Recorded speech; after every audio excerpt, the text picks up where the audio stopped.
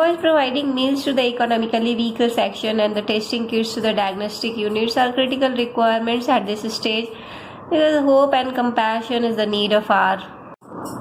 After providing several video lectures to understand the science of matter in our surrounding here, I am all set to take you to the journey of second immediate chapter of your science syllabus, that is matter around us pure.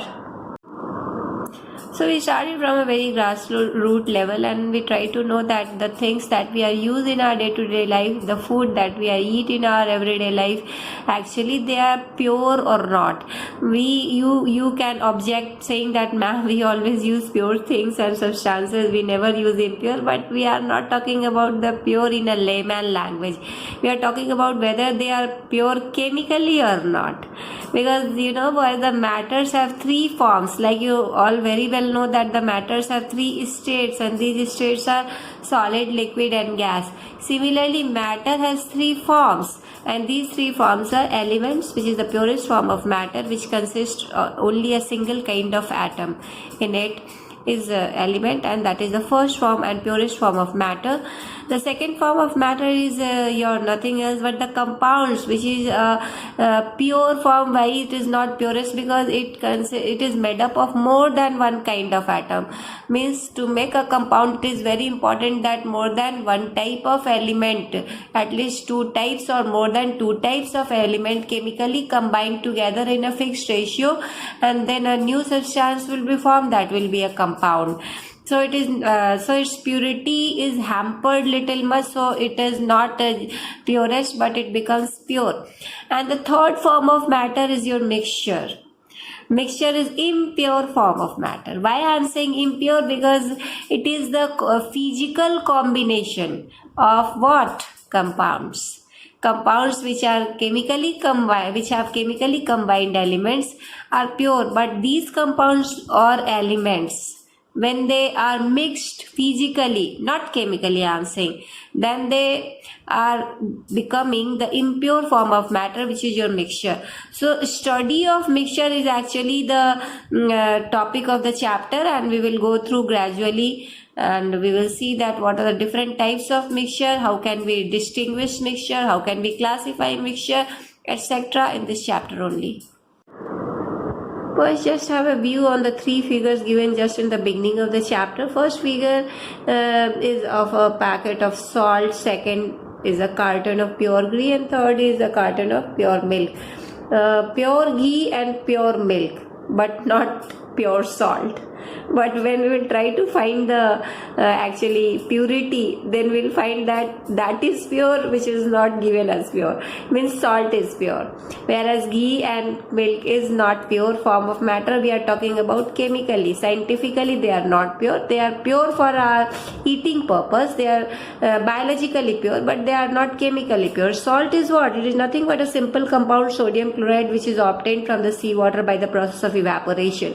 So it is pure. It is it comprises of two elements, that is your sodium and chlorine, and chemically combined form is your sodium chloride, and pure form of matter, no doubt. Pure ghee is it claims that it is pure ghee, but I prove its claim false. Why? Because ghee is a mixture of different type of nutrients. Fat is there, protein is there, carbohydrate is there. You can say this has lots of other micronutrients also. So ghee is actually a mixture of nutrients. So mixtures can be separated by the physical process only, and we can separate the ghee also. There are some there are many simple and complex methods to separate the mixture. We will go through one by one in this chapter. But right now you just understand that ghee is what? It is impure because it is a mixture of different nutrients. It is just not an element or compound. Similarly, milk is also a mixture of different type of nutrients. It is mixture of compound like lactose, milk, fat, calcium, and other minerals. So water, maximum part of the milk is water. So it is nothing but the mixture of different compounds in an inappropriate ratio, and that is why it is a mixture only. So you can understand that the claims have been proved wrong, and now we will see that what are these three types of mixture in my just after this we will see it. Was in my first few video lectures I told you about the language of NCERT. NCERT actually uses a very specific language for a particular type of matter. Like I told that considerable is continuously used for liquid. Here for the purity of the matter, substance will be used. Substance, always keep it in the mind. If we are talking about elements and compound combined, they will be called as substance. If I am saying substance, means I refer to either element or compound together.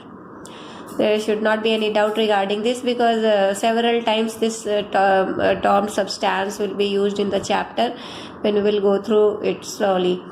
And when we are talking about the impure form of matter, then a single word mixture will be enough to say, and it will be types of mixture that we are going to start. That is types of the mixture on the basis of mixing. On the basis of mixing, we divide the mixture into two types, and that is your homogeneous mixture and heterogeneous mixture. Try to understand what is the difference between homogeneous and heterogeneous mixture. Homogeneous mixture will be that type of mixture which has where mixing has been done in a very uniform way, where you cannot see layers between the mixture, you cannot see any settlement in the mixture, you cannot see any floating in the mixture, you cannot see any translucency or haziness in the mixture. That type of mixture will be your what? Homogeneous mixture. And what is about the heterogeneous mixture? In heterogeneous mixture, surely will find layers. Either there will be floating or there will be sedimentation or settlement. But that type of mixture has improper mixing. The mixing is not uniform, and that is your that type of mixing forms the heterogeneous mixture.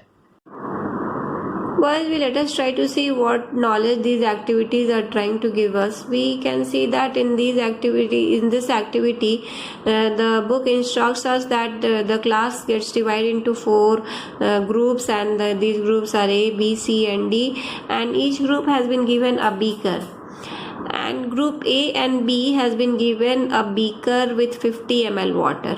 Group C and D have been given beaker with their own choice of water, means they can choose the volume. If it is 100 ml beaker, they can take the water 100 ml or 80 ml or 50 ml, it is their choice. And now the salts have been also distributed. For group A and B, colored salt, copper sulfate has been taken, but group A has been given just a spatula of salt, whereas group B has been given 2 spatula of salt. Whereas again group C and D, it is their choice whether they want to take the salt as copper sulfate or potassium permanganate and sodium chloride. They can go for it according to their own wish or choice. Now they all are doing dissolution. Group A has dissolved the 1 spatula of salt in 50 ml water and getting a very uniform and blue color solution, and that is looking throughout uniform from top to bottom. So it will be what? A homogeneous mixture. Group B has dissolved 2 spatula of salt in the 50 ml of water. It will be also looking little darker blue than the group A, and there will not be any difference in the appearance of the solution, and it will look little bright blue and a homogeneous mixture because that doesn't have any variable composition. Group C and D have obtained mixture which are actually having non-uniform composition because they have not taken a single salt to dissolve in the water, but their choice of salt is variable, and that's why they are making heterogeneous mixture because the composition of the mixture is non-uniform. So on the basis of this we can understand in a better way what is the difference between homogeneous and heterogeneous mixture. Heterogeneous mixtures are we see the mixture of iron fillings and sulfur, or we have taken a heap of salt, that is soil, that is also actually heterogeneous mixture also because there are different types of minerals in it in a non-uniform way mixed in it. So these are the examples of heterogeneous mixture. We will now see another activity. In In this activity also boys are doing the same thing, that they get divided into 4 groups and they are provided with beaker with water. But what is difference here, that first group has been given copper sulfate, few crystals only. Group B has been given copper sulfate with full 1 spatula, and group C has been given choice to take either chalk powder or wheat flour.